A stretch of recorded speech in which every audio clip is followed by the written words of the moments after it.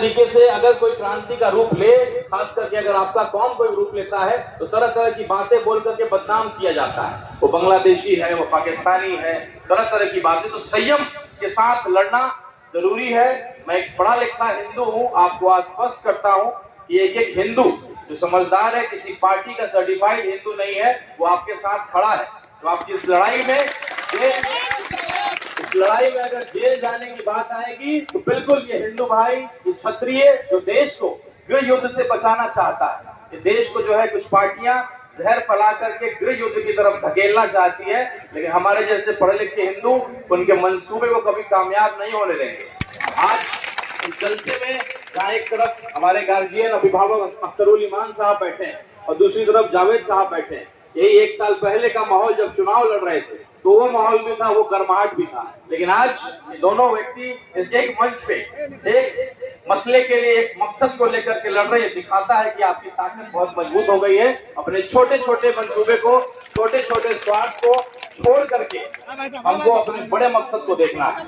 एक छोटी सी कहानी के साथ अपनी बात को खत्म करूं। एक बार एक मुस्लिम को सजा दिया गया, तुमको सांप से कटवा कहा गया कि तुमको सांप से कटवाया जाए।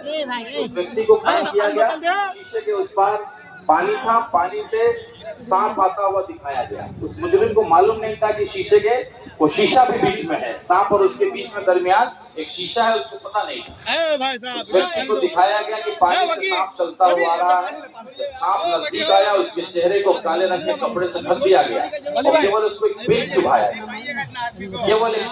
गया। उस व्यक्ति को लगा कि मुझे सांप ने काट लिया और वो मर जाता है। तो ये डर, ये जहर जो फैलाने का प्रयास किया जा रहा है, आपको डराने का प्रयास किया जा रहा है और आपको आपस में बांटने का प्रयास किया जा रहा है। अरे भाई साहब, मैं हिंदू, क्या मैं अपने मंदिर में किसी मुसलमान भाई को कबूल करूंगा कि मेरे मंदिर के ट्रस्ट में मुसलमान भाई आए? मैं नहीं कबूल करूंगा। तो फिर मैं क्यों कहूंगा कि मुसलमान के ट्रस्ट में, वक्फ बोर्ड में किसी हिंदू को उसमें शामिल किया जाए? ये बिल्कुल संविधान के विरुद्ध है। Right of equality, freedom of religion, इसको जो है तोड़ने का प्रयास किया जा रहा है। हमारे राष्ट्रपति कहते हैं कि सुप्रीम कोर्ट बड़ा सांसद हो गया। अरे सुप्रीम कोर्ट सबसे बड़ा कस्टोडियन होता है लोकतंत्र का।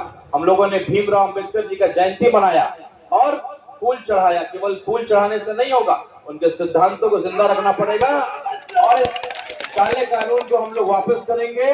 और एक एक हिंदू जो किसी पार्टी का सर्टिफाइड हिंदू नहीं है, आपके इस लड़ाई में आपके साथ खड़ा है। मैं आपको आश्वस्त करता हूं, एक क्षत्रिय धर्म देश को गृह युद्ध से बचाने के लिए जो करना होगा हम आपके साथ खड़े हैं। बस एक आग्रह होगा कि आप